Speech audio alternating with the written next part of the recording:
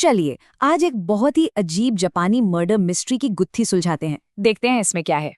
एक कहानी बहुत घूम रही है कि जापान में एक 15 साल के लड़के ने अपनी पत्नी का मर्डर कर दिया। पर क्या ये सच है?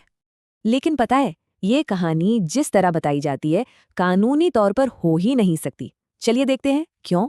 इसकी वजह छुपी है जापान के सिविल कोड में। यही कोड शादी के लिए लीगल उम्र तय करता है।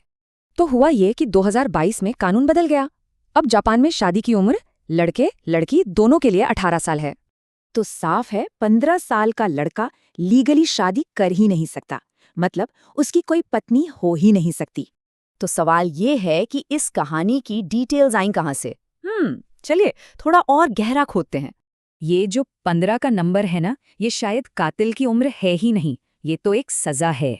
ये बात है 2006 की। काओरी मिहाशी नाम की एक 33 साल की महिला ने अपने पति का बेरहमी से मर्डर कर दिया था।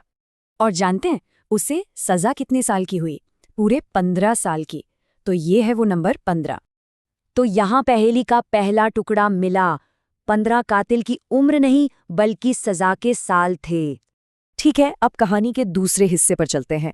ये एक ऐसा कोल्ड केस है जो दशकों बाद सुलझा।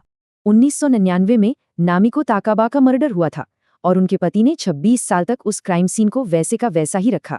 और ये रहा हमारा दूसरा जरूरी नंबर, 26। इतने साल तक ये केस कोल्ड रहा।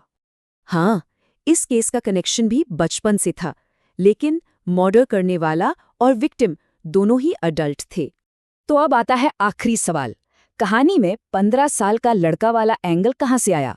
इसका कनेक्शन शायद जापान के कुछ बहुत ही भयानक जुवेनाइल क्राइम केसेस से है, जिनसे पूरा देश दहल गया था। जैसे कि कोबे वाला केस, जिसमें बॉय ए नाम का कातिल सिर्फ 14 साल का था।